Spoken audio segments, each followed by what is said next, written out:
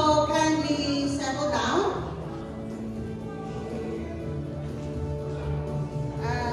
Okay, so how are you today? Good? Good or pagod? No joke. Okay, so if I know everybody is like having activities for the whole week, and today is the day for rest to God. Okay, if you're tired, exhausted, so today tired no more because we are here in the house of the Lord. Okay, sabi nga sa Matthew 11:28, come to me, all you who are weary and burdened, and I will give you rest. So today, we give this day to God. We dance, we worship God, because you know, worshiping is an act of resting. I have this passage, basahin ko lang sa inyo. Napakaganda ng, ng message na to. Sabi dito, there is an act of worship in taking a rest. When we choose to rest, we acknowledge that God is in control. In a world that glorifies busyness, tiredness, slowing down feels unnatural, but God designed rest as a rhythm of life. A way to trust Him rather than our own efforts. When we rest, we acknowledge that He is in control, not us. We lay down our striving and simply abide in His presence. So today, rest and worship God. Take a deep breath, enjoy the simple moments, and let your heart be still and know that He is God. Okay? So church, let's stand.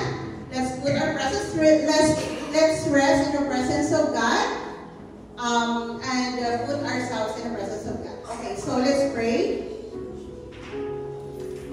Father, Lord God in heaven, our Abba Father, thank you, Lord, for your goodness and faithfulness in our life. Thank you, Lord, for today, and once again, you bring us in your sanctuary. Lord, we offer this day to you alone. Give joy to our hearts as we worship you. Lord, anoint the lips of the speaker today. Open our hearts as we listen to your words. Lord Jesus, even those who are on their way right now, keep them safe, Father. Those who are tired, give them rest in your presence. Thank you so much, Jesus. In Jesus' name, amen. Amen. So before that, we are going to greet who are celebrating their birthday from August 12 to 23. Bro Isaac, Yuan Ziljan, Nathan, Nix, and Gian. So we wish you a very happy birthday and God bless you. And we also have an announcement from Pastor Mori. It's a Rodney Howard Brown. It's like a revival something. So the whole details will be the link for the registration is free. It's on September 5 to 6. The link for the registration, we're going to send it to you if you are interested. You can also come and ask Sis Malu or Pastor Mori regarding that one. So it's free and it's a 2 days activity. Okay, so we call on Pastor. We don't have any kids presentation, so Pastor Johnny will give us the giving.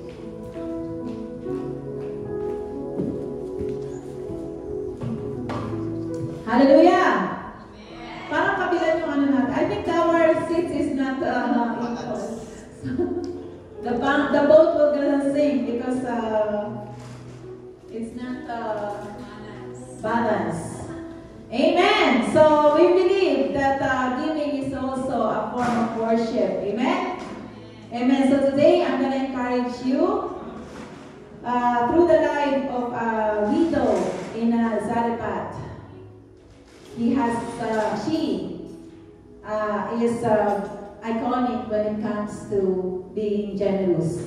when it comes to giving. So let us read together 1 Kings 17, easy to read version. So let's read. Elijah was a prophet from the town of Tishbe, Gilead. He said to King Ahab, I serve the Lord, the God of Israel. By his power, I promise that no dew or rain will fall for the next few years. The rain will fall only when I command it to fall. To fall, yeah. So, there is a famine. Then the Lord said to Elijah, leave this place and go east. Hide near Kerith Ravin, east of the Jordan River. You can get your water from the stream, and I have commanded ravens to bring you food to you there. So Elijah did what the Lord told him to do. He went to live near Kerith Ravin, east of the Jordan River. Ravens brought Elijah food every morning and every evening, and he drank water from the stream. There was no rain, so after a while the stream became dry. Then the Lord said to Elijah, go to Zarephath in Sidon and stay there. There is a widow there that I commanded to take care of you. So Elijah went to Zarephath. He went to the town gate and saw a woman there gathering wood for a fire. She was a widow.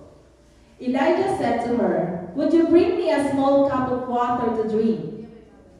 As she was going to get the water, Elijah said, bring me a piece of bread too, please. The woman answered, I promise you before the Lord your God that I have nothing but a handful of flour in a jar and a little bit of olive oil in a jar. I came here to gather a few pieces of wood for a fire to cook our last meal. Take note, it's their last meal. My son and I will eat and then die from hunger. Elijah said to the woman, don't worry. Go home and cook your food as you said. But first, make a small piece of bread from the flour that you have and bring it to me. Then cook some for yourself and your son. The Lord, the God of Israel, says, that jar of flour will never be empty, and the jug will always have oil in it. This will continue until the day the Lord sends rain to the land. So the women went home and did what Elijah told her to do. And Elijah, the woman, and her son had enough food for a long time. The jar of flour and the jug of oil were never empty. This happened just as the Lord said through Elijah. Sometime later, the woman's son became sick. He became worse and worse until he stopped breathing. Then the woman said to Elijah, you are a man of God. Can you help me? Or did you come here only to remind me of my sins and to make my son die? Elijah said to her, give me your son. He took the boy from her and carried him upstairs. He laid him on the bed in the room where he was staying. Then Elijah cried out to the Lord. He said, Lord my God, this widow is letting me stay in her house. Will you do this bad thing to her? Will you cause her son to die? Then Elijah lay on top of the bed of the boy 3 times. He prayed, Lord my God, let this boy live again. The Lord answered Elijah's prayer. The boy began breathing again and was alive. Elijah carried the boy downstairs, gave him to his mother, and said, look at your son. Look, your son is alive. The woman answered, now I know that you really are a man of God, from God. I know that the Lord really speaks through you. Amen. So, thank God for the reading of His word. So we can see here that the glory of God reveals because of this happening. So, if we analyze this story, we can see that there is famine. Elijah is in place, right? It's a no rain zone area. He said that no dew or rain will fall for the next few years. The rain will fall only when Elijah commands it to fall. So it's a drought, like it's dry times. No rain. But it seems that he was being also affected of his prophecy, because he needed to transfer to another place. Because the place where God put him to stay, the stream got dry too. So he needed to transfer to another place as instructed by the Lord. That's why he met the widow of Zarephath. So let us focus in the heart of this widow. This widow of Zarephath, she is nameless. She is faceless. She doesn't have any, there's no other adjective that been given to this lady. She just addressed as a widow of Zarephath. But she is an icon, admirable for having a generous heart in times of crisis.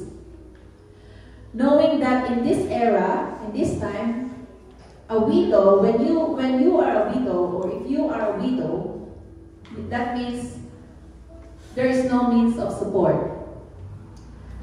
The husband died, so if the husband died, she is supposed to be supported by the son or children. But in this story, she has a son, but he must be too young to provide for her.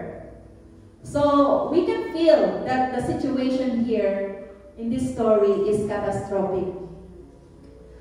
And she assumes that what she's going to prepare will be their last meal, their last supper. And then they will die of starvation. So as a reader, let us put ourselves in the situation of this widow. Then someone asks you to spare whatever you have. Can you share? It seems that it was their last straw of their life. They are already in the rock bottom. No hope, penniless, and she is already at her breaking point. Then someone asked her to spare whatever she had. But then she said, I promise you before the Lord your God that I have nothing but a handful of flour in a jar, a little bit of olive oil in a jar. I came here to gather a few pieces of wood for a fire to cook our last meal. My son and I will eat and then die from hunger. So he opened up his situation to the person that is asking to spare what he has. This is a statement of desperation, facing starvation with her son due to severe drought. She didn't lie. She didn't exaggerate her situation. She didn't try to make herself out as a martyr. She just spoke the truth. But then she heard to Elijah a word of assurance. Don't worry. If somebody told you that, don't worry. In times that you are in the rock bottom, don't worry. It is a word of assurance. A word that is hard to believe when you are in the rock bottom, right? Don't worry. Then, after this word of assurance, the instruction follows. She said, go home and cook your food as you said. But first, make a small piece of bread from the flour that you have and bring it to me. Then cook some for yourself and your son. So that there is an instruction. And then there is a promise. The Lord God of Israel says that the jar of flour will never be empty and the jug will always have oil in it. This will continue until the day the Lord sends the rain and the land. So when she heard this, When she heard the promise, when she heard the instruction, and then the promise, she obeyed. The woman went home and did what Elijah told her to do. And then what happened next? Provision. Amen? Provision after. The woman and her son had enough food for a long time. The jar of flour and the jug of oil were never empty. This happened just as the Lord said through Elijah. So we can observe here a remarkable attitude of this widow that every Christian should possess to enjoy the promise that God has given. We can also observe here that the mercy and favor of the Lord follows, because even the life of her son was spared because of her act of obedience, because of her kindness, her generous heart to Elijah. Elijah interceded. Elijah cried to give back the favor and mercy that is due to her. So in this story, we learned three. First, the power of obedience in giving. There is power if you obey in giving. Because of her giving, God turned her situation from having nothing into having everything. Amen? From nothing to having everything. In Luke 6:38, he said, "Give, and it will be given to you. A good measure, pressed down, shaken together, running over, will be poured into your lap. For with the measure you use, it will be measured back to you." And this is what happened to the widow of Zarephath. She gave out of what she can only give. Then God gave it back in full, overflowing and never empty. So we can see the principle of reciprocity here, where giving leads to receiving. Amen? So number two, there is power. Another lesson we learn here is there is power in giving out of nothing. We can see here that the widow of Zarephath demonstrates selfless generosity, a sacrificial giving, where she spares some of her last means to live. This is remarkable, knowing that she also has a son who needs to live. This act of faith changed the course of her life from nothing into having, and also led to a miraculous provision. Amen? Her son's life was spared from death. Right? The last one is, we can see here that God always keeps His word. Amen? God always keeps His word. All we have to do is to believe, just like the widow in Zarephath. He believed in the promises. And he has the confidence in the promises. Obedience follows if you have confidence in His promises. That's why when He say, bring the whole tithe in the storehouse, bring it. When He said, test me in this, test Him, because God keeps His word.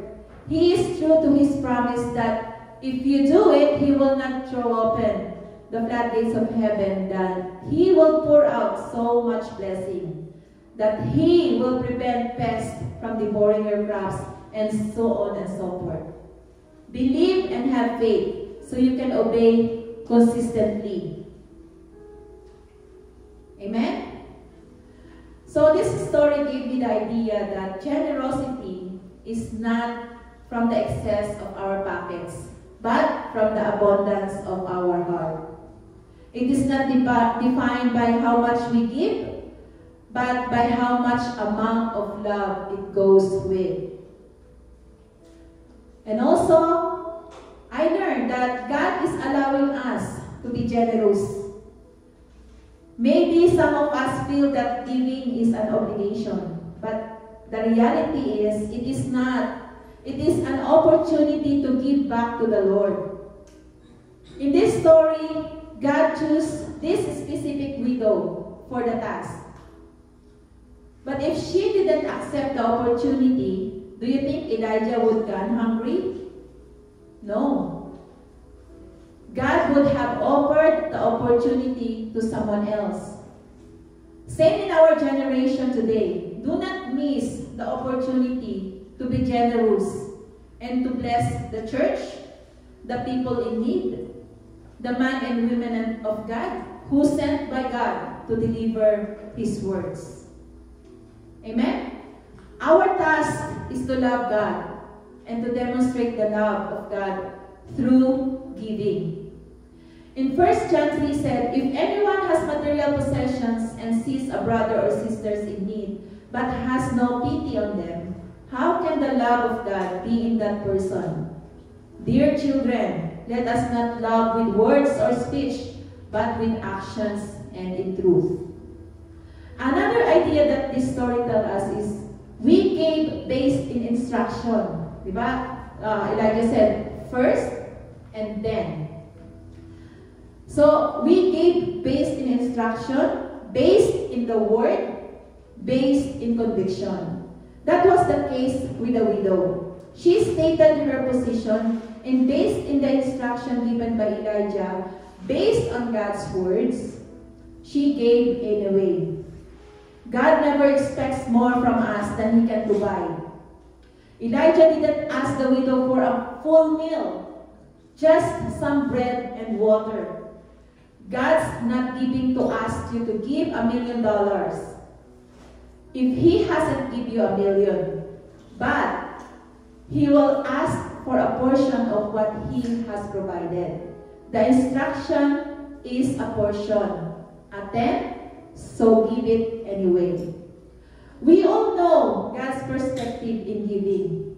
It's not about the amount given, but the heart of the giver, and the trust in God's ability to multiply what is given. So, church, do what God's put in your heart, and lean not on your own understanding. In everything you have, acknowledge Him, and He will set forth of His guidance and promises, especially in your finances. To God be the glory. So let us stand and let us worship the Lord. Let us express our thanksgiving for all the things He's done to our life. And as we worship, let us do it with all our heart. Let us let our hearts sing for the Lord. Amen. Can we shout hallelujah? Hallelujah, guys. I can hear you. Hallelujah. Hallelujah. Hallelujah, Jesus. Amen. Amen. Come on.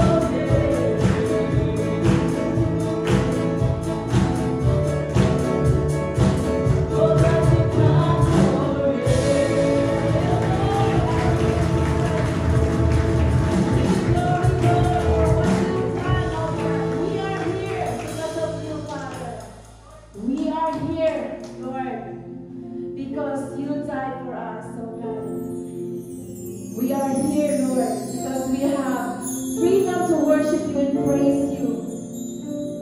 Because you gave your life to us, oh Lord. Hallelujah. That's why, God, it is just right, Jesus, to give back, Lord, all our thanksgiving, our gratitude, by praising you and worshiping you in spirit and truth, Lord. Hallelujah, Father.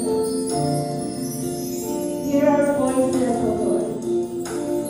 Hear our hearts sing, oh God, for your glory.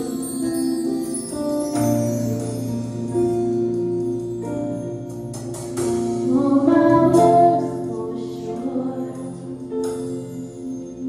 I got nothing new.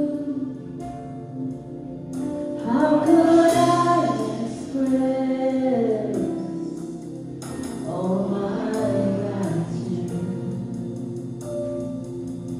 I could sing this song as I often do, but every song must end, and you never do. Let's sing it again, one more time. Oh, my words fall short. Come on, church. I got nothing new. How could I express all my gratitude? I could sing this song as I often do. Every song must end, and you never do. So I throw my hands and praise you again and again. 'Cause know that I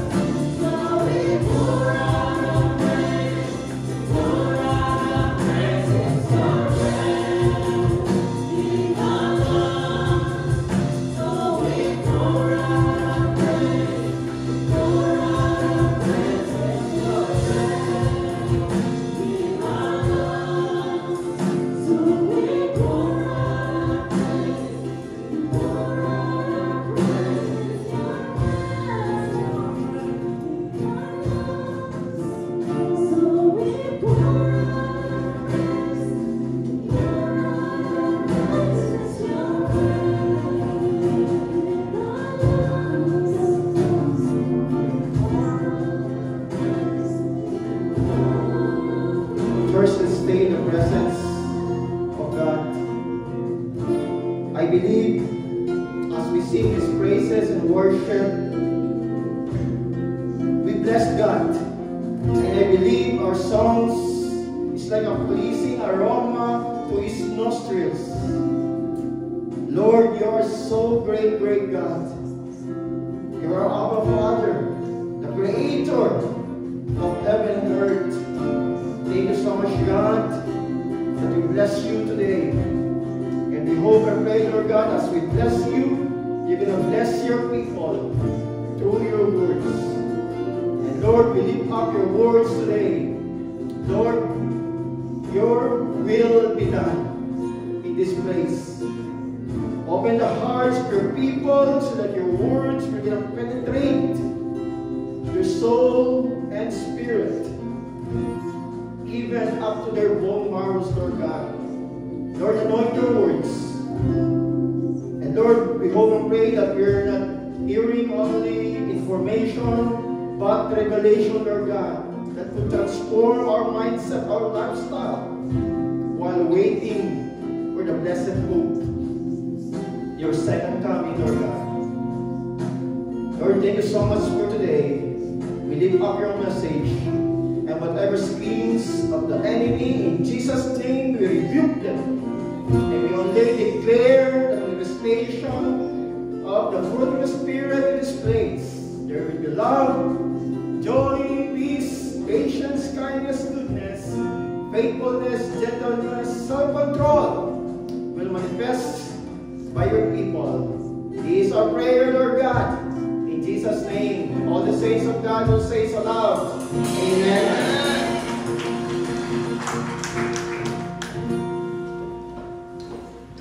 Good day, everyone. How are you today? Welcome back, Dinong family. How's Philippines? Can you flash the screen? So our scripture reading for today can be found in 1 Peter chapter 4, 7 to 11. While waiting for the slides to flash,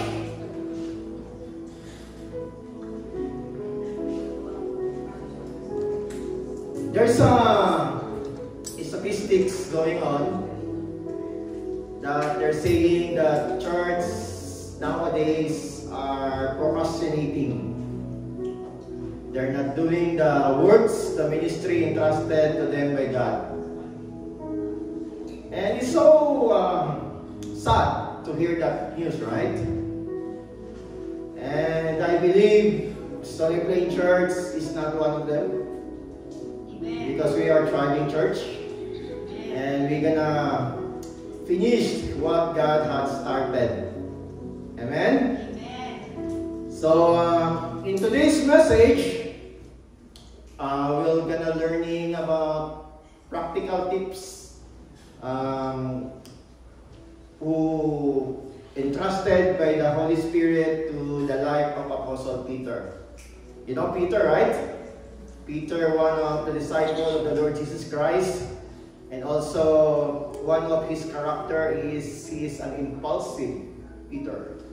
So 1 Peter 4, 7 to 11 in easy or English Standard Version. The end of all things is at hand, therefore be self-controlled, sober-minded for the sake of your prayers. Above all, keep loving one another earnestly, since love covers a multitude of sins. Show hospitality to one another without grumbling. As each has received a gift, use it to serve one another as good stewards of God's varied grace. And last verse, whoever speaks as one who speaks oracles of God, whoever serves as one who serves with the strength that God supplies, in order that in everything God be glorified through Christ. To Him belong glory, dominion, forever and ever. Amen. So praise be to God for reading His wonderful words. So our theme for today's message, taken from verse 11, and you can see the highlighted words there, or praise. It says, in everything God may be glorified. Meaning, in everything we do, hopefully, we will glorify God. That's the bottom line of living as a Christian, right? We're not glorifying ourselves, we're not glorifying others, but in everything, God may be glorified. There is a parallel verse in 1 Corinthians 10:13. So whatever you drink, or whatever you eat or drink, or whatever you do everything for the glory of God. Amen. So the title will be 7-Eleven Principle. You know 7-Eleven? It's all over the place. Amen. The meaning of 7-Eleven, of course, is very obvious, taken from 1 Peter 4:7-11. That's a very simple explanation. However, we're gonna learning today about 7 ways to live to glorify God. I don't know what's the meaning of 11, but maybe later we can define. Let's the Holy Spirit define it for us. So the question now, how can we glorify God? There is a preceding verses with this context in 1 Peter 4:1-2. It says, "Since therefore Christ suffered in the flesh, arm yourselves with the same way of thinking. For whatever has suffered in the flesh has ceased from sin, so as to live for the rest of the time in the flesh, no longer for human passions, but for the will of God." So 2 things here. Number 1, arm yourselves with the same way of thinking. Peter instructed us or suggesting us that our thinking must be the same as what Jesus thinks. And number 2, we will be no longer live for human passions, but for the will of God. So, number 2, think as what Jesus thinks, live for the will of God. Jesus said to them, "My food is to do the will of Him who has sent me and to finish His works." In the world system, in Meta or YouTube, copyright is a big deal, right? If you posted a song that is owned by an artist, Meta or YouTube will say you are violating copyright, right? And they will strike you or they will warn you for using their songs, right? So copyright issue in this world system is so critical. We cannot copy songs or other invention by people, right? Because there is so-called intellectual property. But in the kingdom system, there's no copyright, right?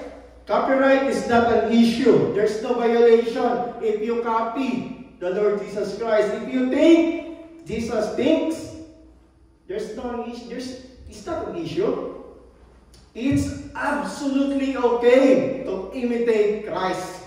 Amen. Because Paul said, one of the best apostles ever lived, imitate me, just I also imitate Christ.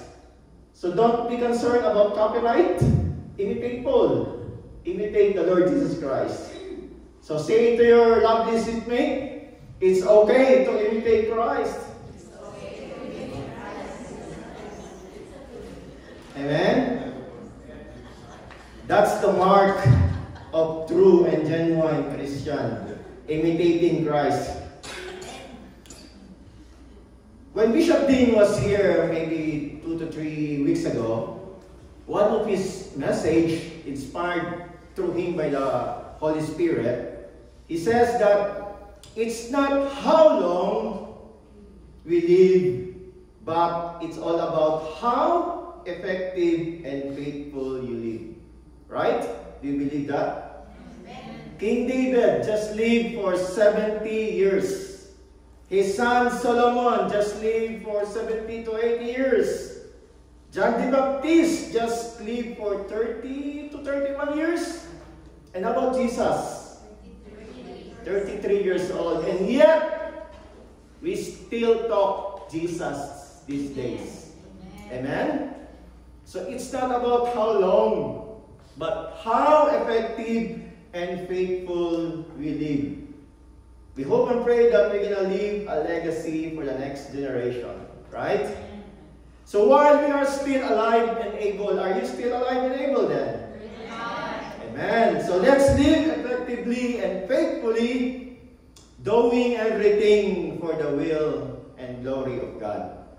Peter, the fisher of men, gave us few ways, like 7 principles, how to live effectively in accordance to the will of God. Are you ready to hear those principles? Amen. Amen. Number 1, in verse 7, the end of all things is at hand. So it must be first on our mindset. And that mindset is called andam. Who's Bisaya here? You know andam, right? Right. But andam means any day, any moment.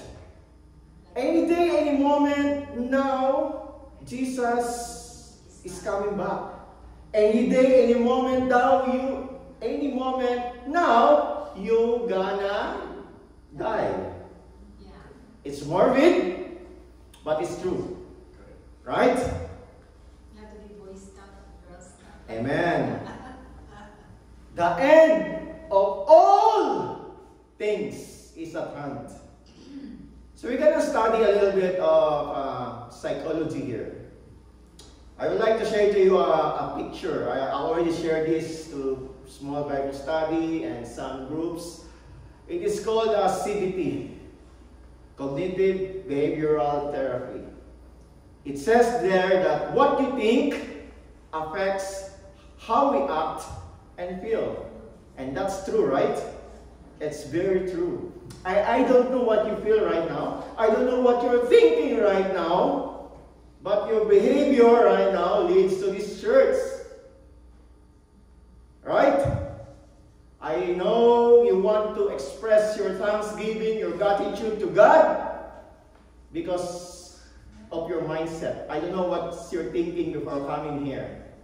However, if you think those 3 ladies, you know those 3 ladies that always disturb our minds?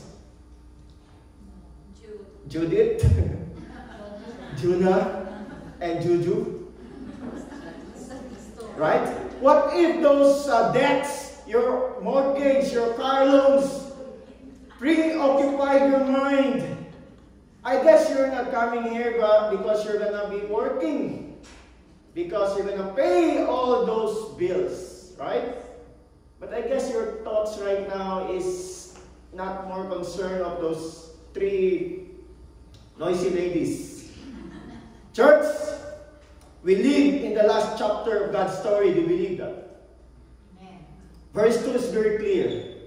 So as to live for the rest of the time in the flesh, no longer for human passion, for the will of God.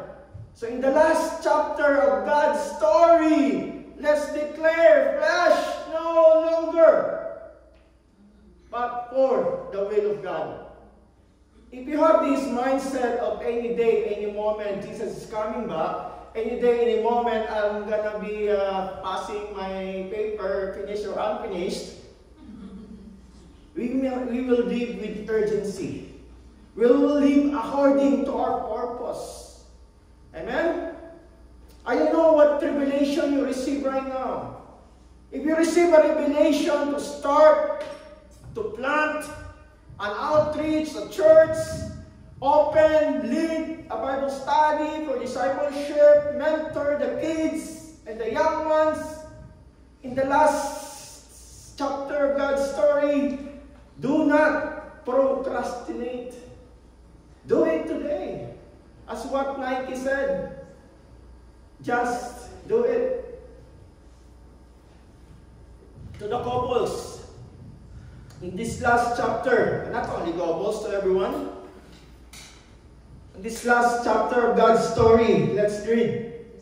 Do not waste time on petty arguments. or an important distraction. Konting bagay, magpakatawaran na kayo. Amen? Sayang ang oras. Gugulin sa mga unimportant distraction or petty arguments. Let's virtue, patience, and understanding. Amen? Because what is your life? It is even a vapor that appears for a little while or a little time and then vanishes away. So church, have or develop an undone mindset. Any day, any moment, Jesus is coming back. And as I mentioned, it is morbid, but any day, any moment, you and me, we're gonna die. Amen? So say it to your seatmate, andam bro, andam sis.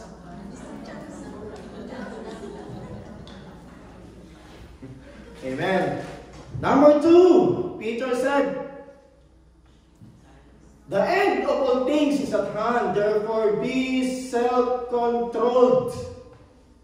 One of the fruits of the Spirit is self-control. However, the most neglected among the 9 fruits, the self-control, maybe because it is written in the last part, maybe, hopefully the writer will write in the second part, love, self-control, right?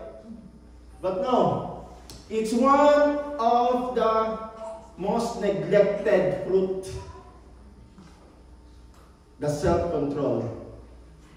So I would like to show you again the CBT cycle. What you think affects how we act and feel. Real talk, I'll ask you, who among you lately, maybe in a few hours, few days, few weeks, you lost your temper. You got angry and lost the grip of that lion in you. And you're rolling your partner. Right? That's what you think. You're angry, you're upset. That's why your behavior, you lost your control, you lost your temper, you lost your self-control. Yeah. Amen? But if you're that person, even though you're angry, even though you're upset, but you keep your posture and had practiced self-control, congratulations. Amen? You did a great job. Amen. So one way to handle a difficult emotion is the exercise of self-control. Of course, human being, we have emotional setback, right? Emotional distress. Sometimes we can speak criticism to others. However, we can do it in Jesus' way. Jesus was emotionally distressed as well during the event before his crucifixion. He's so distressed, but he handled it very well. He spoke to his disciples discreetly and constructively. We can do that. If we are upset, angry, we can do it to others discreetly, meaning in secret, and constructively, not distractedly. Our words must be encouragement and edifying. Amen? Because self-control helps us resist temptation and stay focused on God's will. Self-control is a gift. It's very clear in 1 Timothy 1:7, for God gave us a spirit not of fear, but of power and love and self-control. So self-control is a gift. Do you have this gift? So if it is a gift, if God gave it to you, receive it. Don't just receive it, open it, and enjoy it. Exercise the self-control that is given to you by God. Amen? Okay, sing it to yourself. Control. You can do it. Hey, yourself, not others. Yourself. Self-control. You can do it in Jesus' name. Amen. Number 3, Peter said, the end of all things is at hand. Therefore, be self-controlled and sober-minded for the sake of your prayers. Sober-minded, meaning clear-minded, calm-minded, cool-minded. Who has that kind of mind today? Amen. More CBT explanation here. In this tech era, we are in tech era, right? Technology era, where likes, dislikes, heart matters. Very much. People will get suicide because people dislike them. Oh no. In this era, sometimes you text a friend or loved ones or a co-worker. Then when you text, no answer, no reply right away. So what's your thinking? What's your thought? Overthinking, critical thinking maybe. Oh, maybe he's or she's mad at me. And maybe what you're feeling right now, you become anxious. You become sad. And what's your behavior right now? You're gonna isolate yourself. Oh, he's mad at me. I'm gonna isolate myself. I'm gonna avoid them. Right? You see the flow? However, if we change the direction of what we think, when you text, no answer, you reply right away, then you think, oh, maybe he or she is busy. Maybe he or she not read my text yet. Right? So what's the emotion now? Less anxiety, right? Because your thought is different.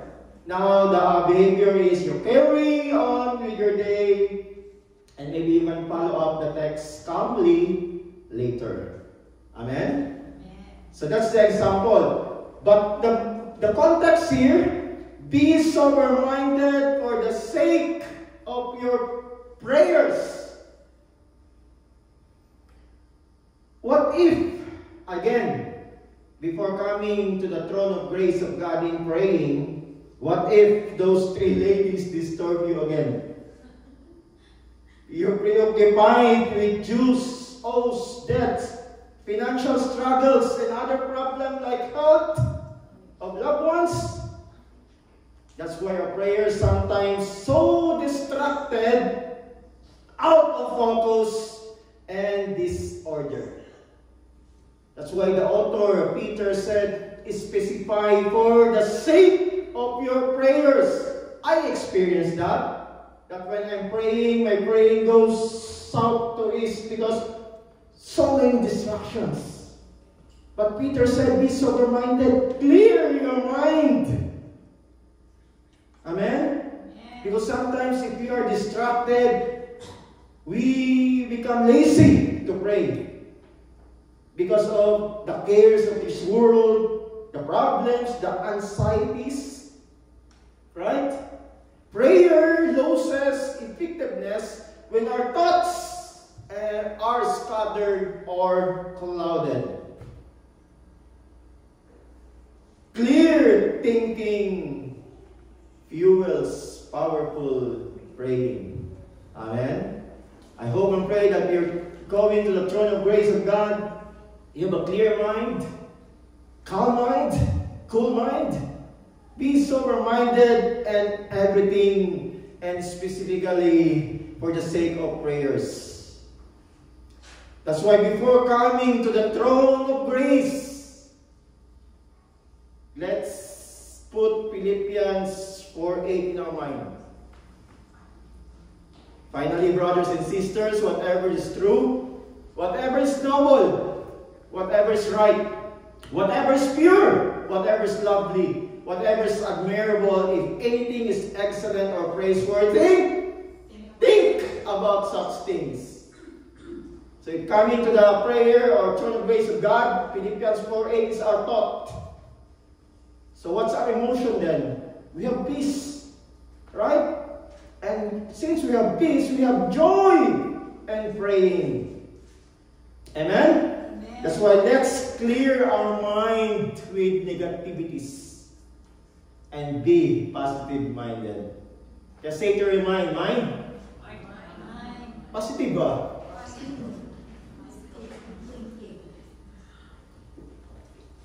Amen. Number 4, Peter said, Peter, by the way, inspired by the Holy Spirit when writing this 1 Peter. Number 4, above all, keep loving one another earnestly. When you say earnestly, it means sincerely, seriously, or wholeheartedly. It's not half-half loving. Amen? And in the last chapter of God's story, this must be the number 1 priority. Peter said, above all. In the last days, this is our priority, loving earnestly. Earnest love is persistent, intentional, and costly. Maybe the wives are smiling right now, giving emphasis that love is costly. Right? Husband warning, love is costly. Maybe they ask you something after this message.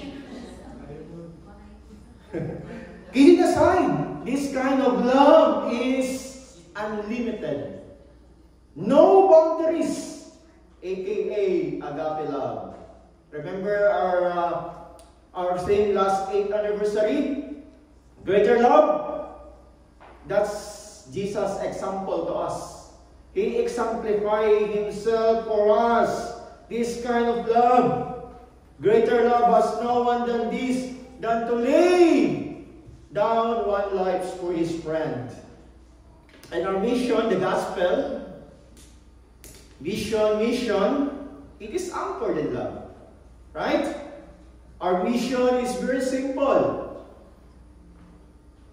Good news of salvation we preach to everyone with love. Not, of course, sometimes obligation. Sometimes it's instructed by the leaders. But bottom line is we must do it with love. Amen? That's why don't hate, but love.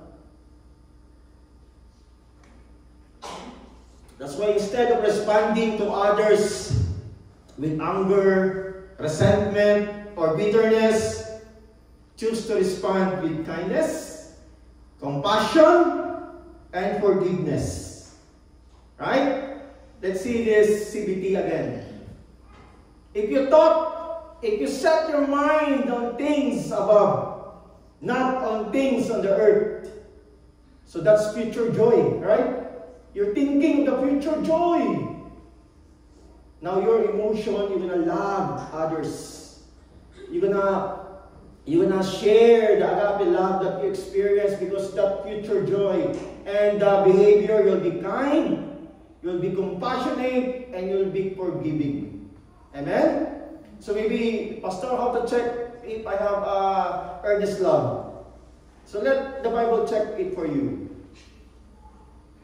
In Romans 12:21, if you have this kind of love, people will do evil, bad words, negative on you. What's your response? Not evil, because it's love that pushes through offenses and hardships. If you experience offense from others, that love will push that one. If you experience hardship, that love will push that one. And people will mock you, persecute you, saying negative to you, negative report to your supervisor, maybe evil things to you. You have this kind of love if you exercise Romans 12:21. Do not be overcome by evil, but overcome evil with good. So don't give up, don't quit, don't stop, but keep loving one another earnestly. Malayo na tayo, pero malayo pa. It's so soon to quit, my brothers and sisters. Keep loving wholeheartedly. Kaya say to your seatmate, don't hate, but love.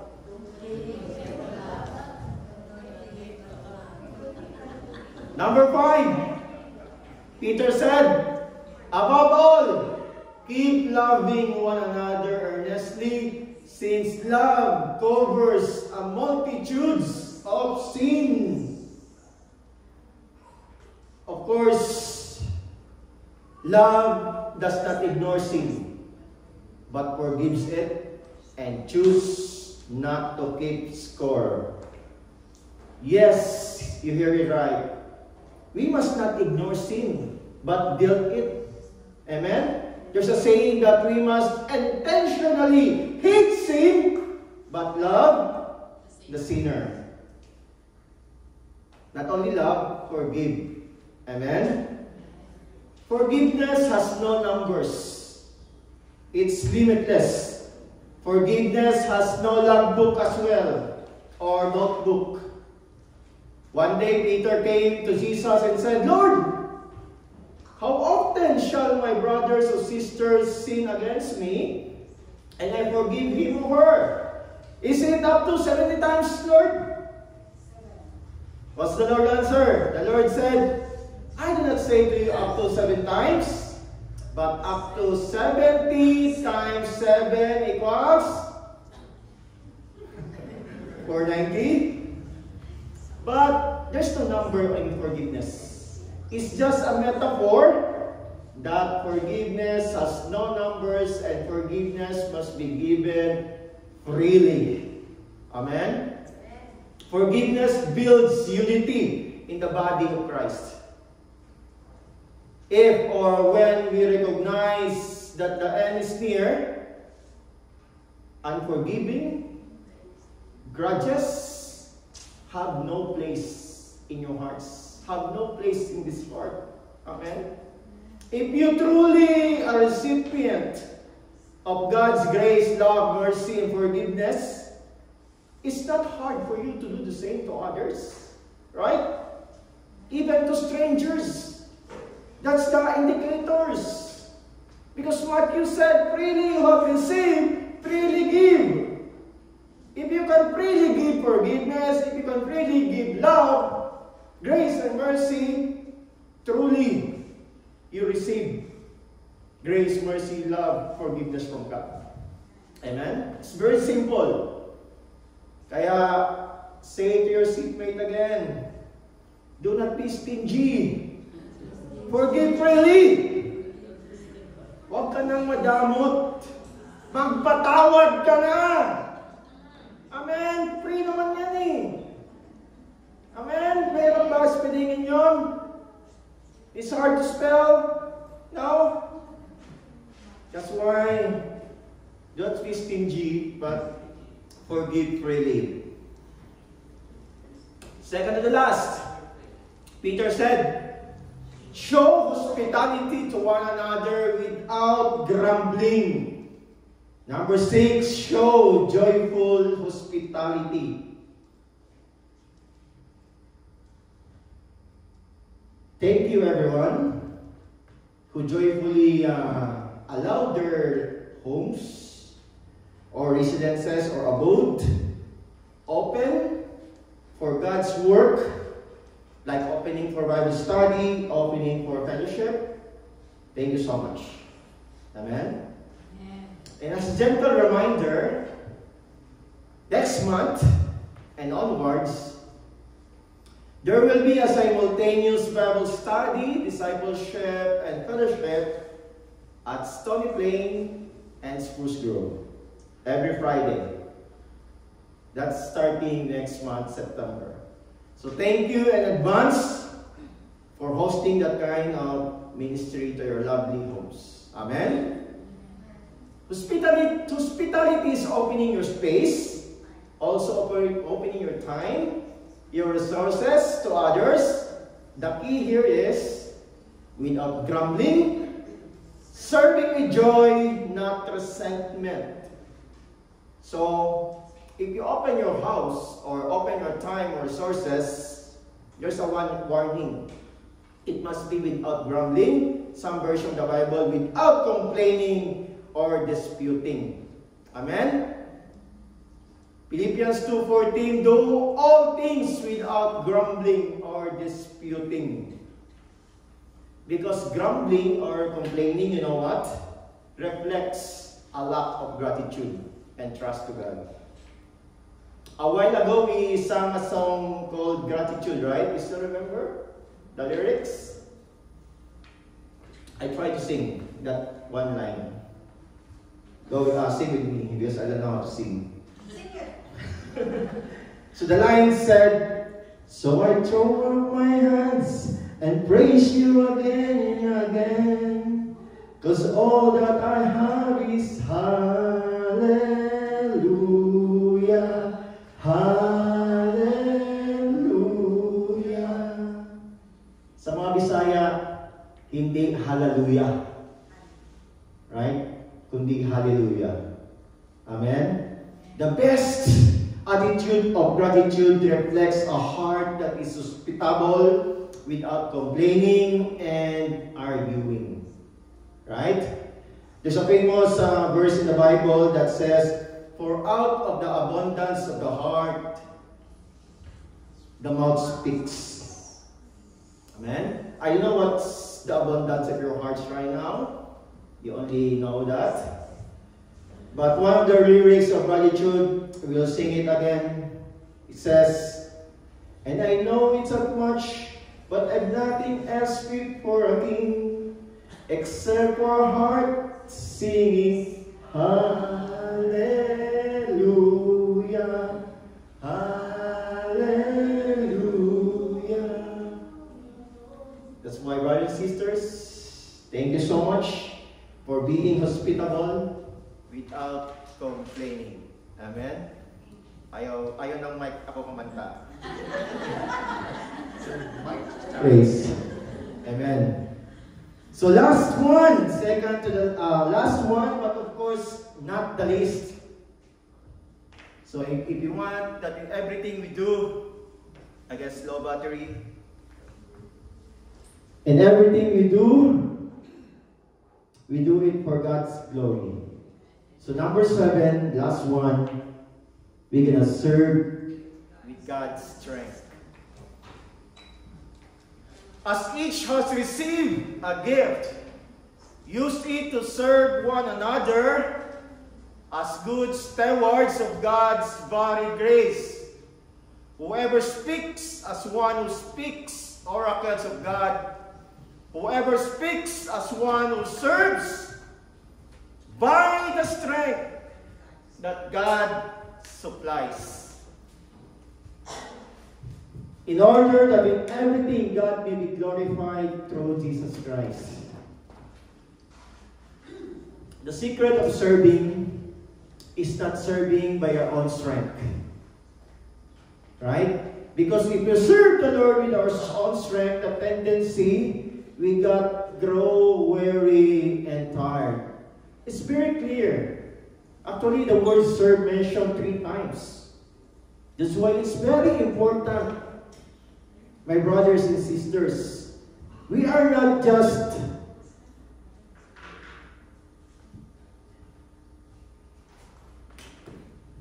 can you play this line, please?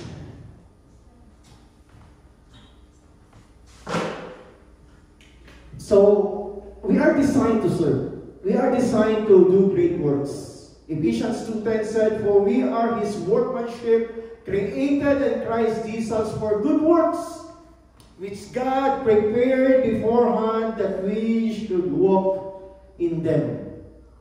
That's why our service, our serving must and would not for our self-glorification, but in everything it will or shall for the glory of God. Amen? So to God be the glory, period. The glory belongs to God alone. Amen? Church, you and me, slide first. You know what happened to this? You and me are saved not just to sit, soak, and sour, and stink. But we are saved, sealed, to serve. Amen? Jesus exemplified this to us. He is the King of Kings, Lord of Lords. But in Matthew 28, verse chapter 20, just as the Son of Man did not come to be served, but to serve and to give His life a ransom for many. That's why, brothers and sisters, men and women of God, youth, kids, every believers has gifts, talents, time, treasure to steward for God's glory. Amen? Honestly, I have a question for you. Who wants to serve the King of Kings and Lord of Lords? Amen. Amen. Serving God, we cannot see God. That's why we're going to serve people. Right? That's why if you say yes, I hear majority of you. So you must engage and involve intentionally to the manifold of ministries in this present church and in the future outreach. Amen?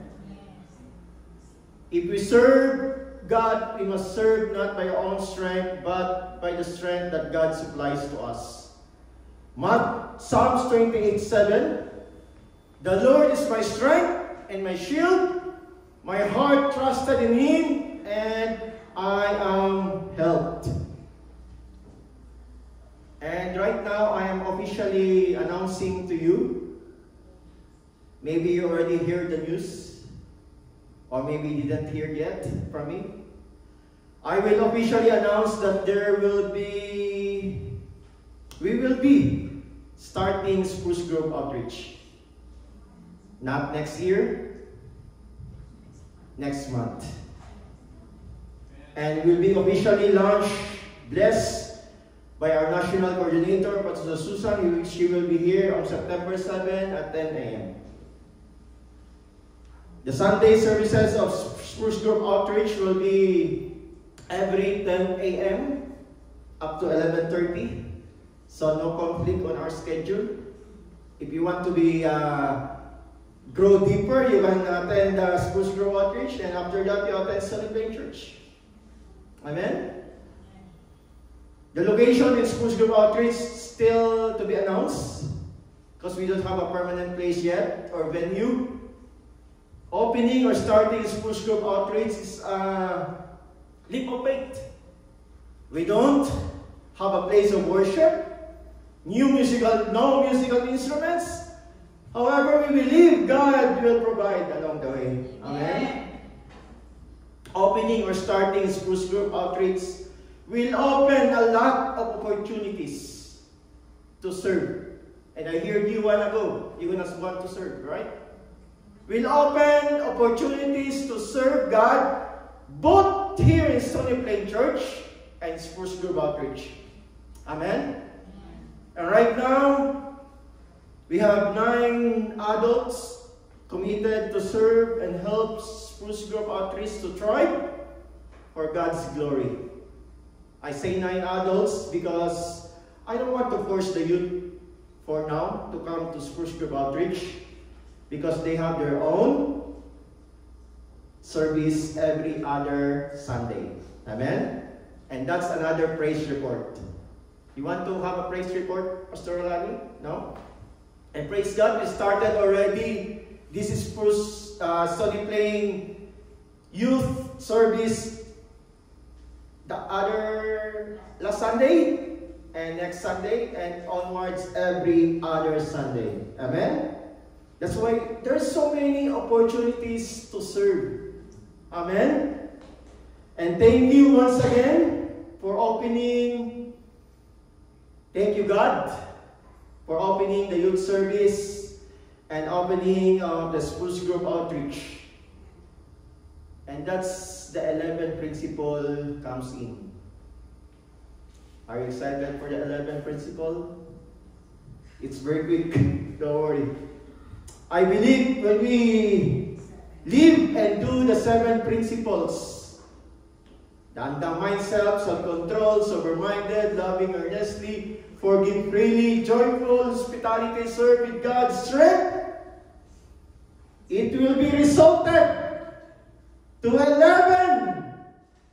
God will raise 11 effective and faithful pastors, teachers, evangelists, prophets, apostles, worship leaders, instrumentalists, givers, ministry heads, disciple makers, and missionaries. Amen? So we will not stop this ministry, but we're going to support it. And it's not limited, my brothers and sisters. More churches, more outreach will be planted in the surrounding area. GILGM is not designed for mega church, but for small church.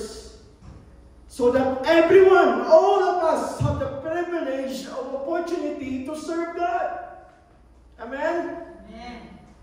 One day, by God's timing, I mentioned, we're going to open another outreach churches in Parkland County, St. Albert, and beyond.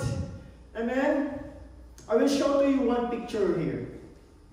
We were in Davao last May. And they are called GILGM Davao City. And you know the numbers? There are just around 20 members. Amen? Compared to our numbers right now, we're approximately 50 to 100. Amen? So church, do not be discouraged, dismayed, seeing less numbers of attendees in the future, maybe next month. Treat them as a challenge. Treat them as a challenge to do more evangelism, to do more disciple, and eventually fill those vacant chairs with souls. Amen? You want to do that? Are you willing to do that? Amen. Amen. So lastly, I will show to you again the CBT. Think heavenly, and our emotion must be heavenly, and our actions will be heavenly. Amen? Isip mahalangit, emosyon na mahalangit, galawang mahalangit. Amen? So stand up to your feet, church, and declare once again that today we will be decided once again to follow Jesus. No turning back. Spruce Grove Outreach Stony Plain Church. We're gonna serve Him with all our hearts, with all our soul, with all our spirit. And right now, as we sing this song, personally, talk to the Holy Spirit what His instruction to you, what His calling to you, what His purpose for you. As we read a while ago, we are not just saved to sit, sow, sour, and stink, but we are saved, sealed by the Holy Spirit to serve. And right now, we're opening a lot of opportunities to serve. Church, in the last chapter of God's story, do not procrastinate, but just do it. Do not let that what if in the future, the what if question in the future, that you're saying, what if I do that? What if I step up to my feet? So then don't let that happen, because right now we're doing it, we're stepping on it. It's a leap of faith. But God said, if you have faith like a mustard seed, you're gonna tell the mountains move, and it will gonna move. So right now, open your hearts, open your minds, open your soul and spirit, and sing this song as a form of declaration.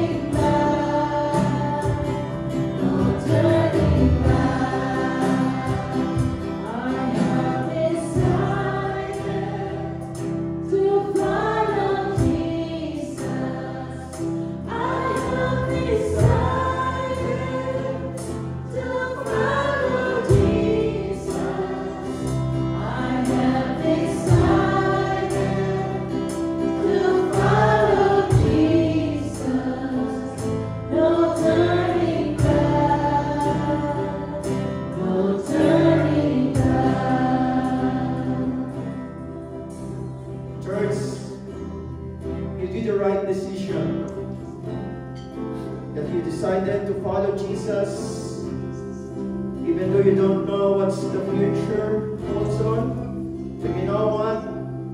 It's the Lord that holds the future. Thank you so much for deciding that you're going to follow Him and not turning back.